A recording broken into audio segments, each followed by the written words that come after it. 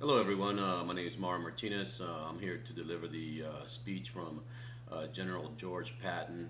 The speech was to the Third Army. It's a famous speech delivered by one of the most controversial generals in the American history. His speech was delivered on June 5th, 1944, on the eve of the Allied invasion of France. Some of the words were pretty crude, so don't take it personal. Men, all this stuff you heard about America not wanting to fight, wanting to stay out of the war, is a lot of bullshit. Americans love to fight. All real Americans love the sting and clash of battle. When you were kids, you admired the champion marble shooter, the fastest runner, the big league ball player, and the toughest boxers. America loves a winner and will not tolerate a loser. America plays to win all the time. It's why Americans have never lost and never will lose a war. The very thought of losing is hateful to Americans. Battle is the most significant competition in which a man can indulge. It brings out the best and it removes all that is base. We are not going to die. We are all not going to die. The only 2% of you right here today would be killed in a major battle. Every man is scared at every man is scared in his first action. If he says he's not, he's a goddamn liar. But the real hero is the man who fights even though he's scared. Some men will never get over their fight in a minute under fire. Some take an hour. For some it takes days. But the real man never let the fear of death overpower his honor, his sense of duty, and his country, and his innate manhood. Although our army careers, you men have bitched about what is called this chicken shit drilling. That is all for a purpose to endure instant obedience in order to create constant alertness. This must be bred into every soldier. I don't give a fuck for a man who is not always on his toes, but the drilling has made veterans of all of you men. You are ready. A man has to be alert at all times if he expects to keep on breathing. If not, some German son of a bitch will sneak up behind him and beat him to death with a sock full of shit. There are 400 neatly marked graves in Sicily, all because one man went to sleep on the job. But they are German graves because we caught the bastards to sleep before the generals did. An army is a team. It lives, it eats, it sleeps, and fights as a team. This individual hero stuff is bullshit. The brilliant bastards who write that stuff for the Saturday Evening Post don't know any more about real battle than they do about fucking. And we have the best team. We have the finest food and equipment, the best spirit, the best men in the world. Why, by God, actually pity these poor bastards we're going up against? All the real heroes are not storybook combat fighters. Every single man in the army plays a vital role. So don't ever let up. Don't ever think that your job is unimportant. What if every truck driver decided that he didn't like to whine on the shells and turned yellow and jumped headlong into a ditch? That cowardly bastard could say to himself, hell, they won't miss me, just one man in 1,000. What if every man said that?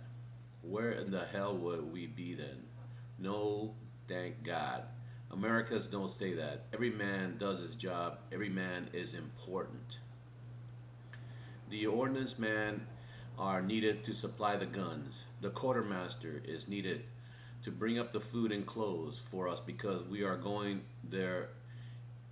Where we're going, there isn't a hell of a lot of steel to steal.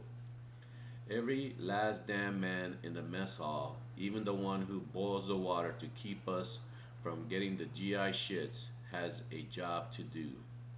Every man must think not only of himself, but think of his buddy fighting along him. We don't want yellow cowards in the army. They say we kill off like flies. If not, they will go back home after the war. Goddamn cowards. To breed more cowards. The brave men will breed more brave men. And kill off the goddamn cowards, and we'll have a nation of brave men. One of the bravest men I ever saw in the African campaign was on a telegraph pole in the midst of furious fire while we were moving towards Tunisia. I stopped and asked him what the hell was he doing up there. He answered, "Fixing the wires, sir." "Isn't it a little unhealthy up there right now?" I asked him. "Yes, sir, but this goddamn wire had to, has got to be fixed."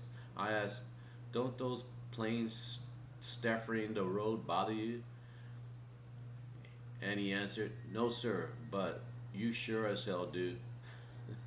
Now there was a real soldier, a real man, a man who devoted all he had to his duty.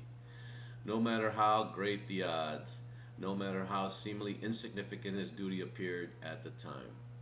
And you should have seen the trucks on the road to the Gables. Those drivers were magnificent.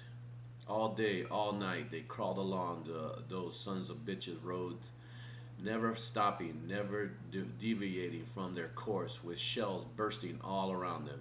Many of the men drove over 40 consecutive hours. We got through, and good old American guts.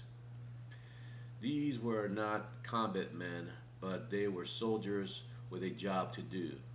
They were part of the team. Without them, the fight would have been lost. Sure, we all want to go home.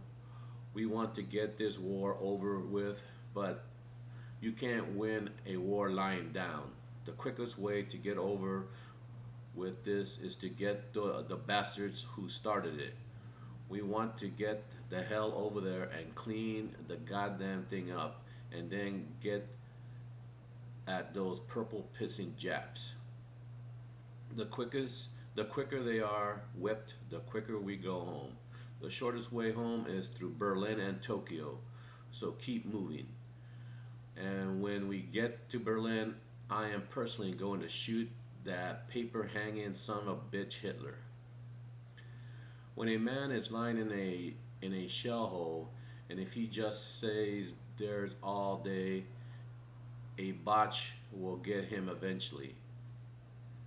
The hell with that. My men don't dig foxholes. Foxholes only slow up the offense. Keep moving.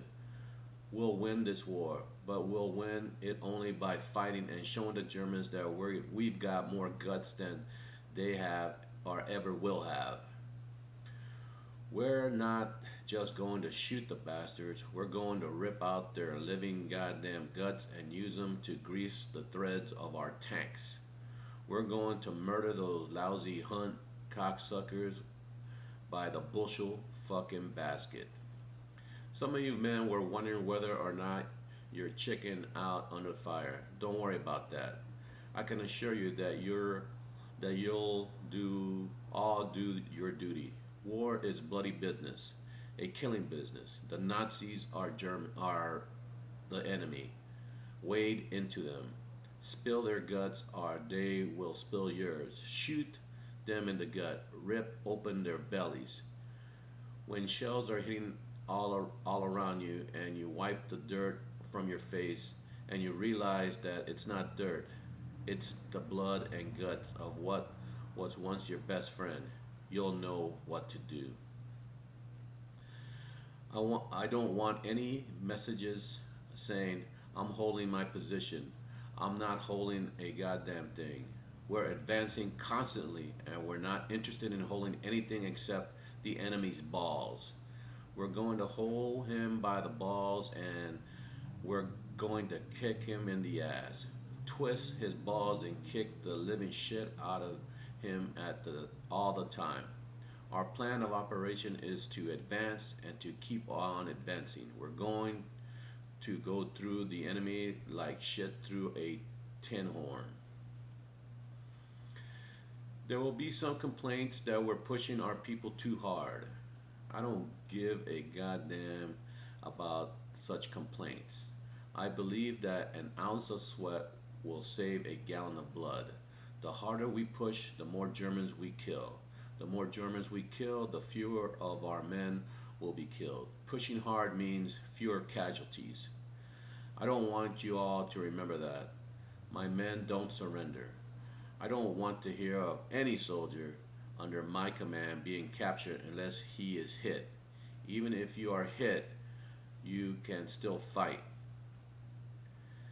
That's not just bullshit either. I want men like the lieutenant in Libya who, with a Luger against his chest, swept aside the gun with his hand, jerked his helmet off with the other hand, and busted the hell out of the biatch with the helmet. Then he picked up the gun and killed another German. All this time, the man had a bullet through his lung. That's a man for you. Don't forget, you you don't know I'm here at all. No word of that fact is to be mentioned in any letter. The world is not supposed to know what the hell they did with me. I'm not supposed to be commanding this army. I'm not even supposed to be in England. Let the first bastard to find out be the goddamn Germans. Someday I want them to rise up on their piss-soaked hind legs and howl, "Aye!" It's the goddamn Third Army and that son of a bitch Patton again. Then there is one thing you men will be able to say when this war is over and you get back home. 30 years from now, when you're sitting by the fireside with your grandson on your knee and he asks, "What did you do in the Great War II?" You would have to cough and say, "Well, your granddaddy shoveled shit in Louisiana." No, sir.